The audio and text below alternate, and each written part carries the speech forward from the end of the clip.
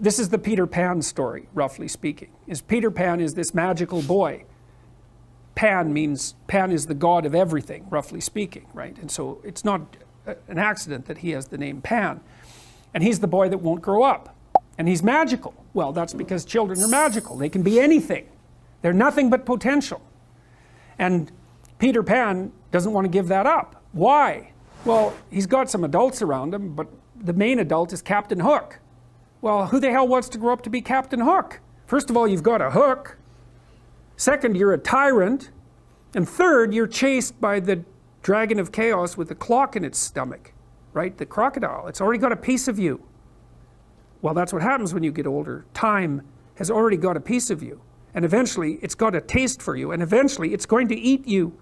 And so Hook is so traumatized by that he can't help but be a tyrant. And then Peter Pan looks at traumatized Hook and says, well, no, I'm not sacrificing my childhood for that. So that's fine, except he ends up king of the Lost Boys. In Neverland, well, Neverland doesn't exist, and who the hell wants to be king of the Lost Boys? And he also sacrifices the possibility that he'll have a real relationship with a woman, because that's Wendy, right? And she's kind of conservative, middle-class, London-dwelling girl. She wants to grow up and have kids and have a life. She accepts her mortality, she accepts her maturity. Peter Pan has to content himself with Tinkerbell. She doesn't even exist. She's like the fairy of porn. She doesn't exist.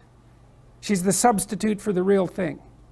And so, but the dichotomy that you're talking about is very tricky, because there's a sacrificial element in maturation, right? You have to sacrifice the pluri-potentiality of childhood for the actuality of a frame.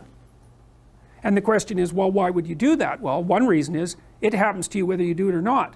You can either choose your damn limitation, or you can let it take you unaware when you're 30, or even worse when you're 40. And then that is not a happy day. And I see people like this, and I think it's more and more common in our culture, because people can put off maturity without suffering an immediate penalty. But all that happens is the penalty accrues, and then when it finally hits, it just wallops you. Because when you're 25, you can be an idiot. It's no problem. Even when you're out in a job search, it's like, well, you don't have any experience and you're kind of clueless. It's, yeah, you're young, you know, it's no problem.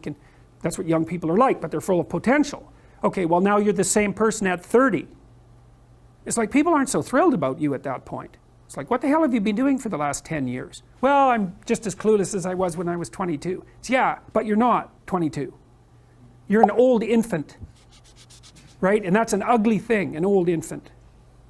So part of the reason you choose your damn sacrifice, because the sacrifice is inevitable, but at least you get to choose it. And then there's something that's even more complex than that in some sense, is that the problem with being a child is that all you are is potential, and it's really low resolution. You could be anything, but you're not anything. I think universities facilitate it, because you can go to university to not be something instead of going to university to be something. And it's Pleasure Island. And the price you pay for it, especially in the US, is debt. And you're enticed into it because the administrators can pick your pocket. So they rob your future self while allowing you to pretend that you have an identity, right? Very nasty.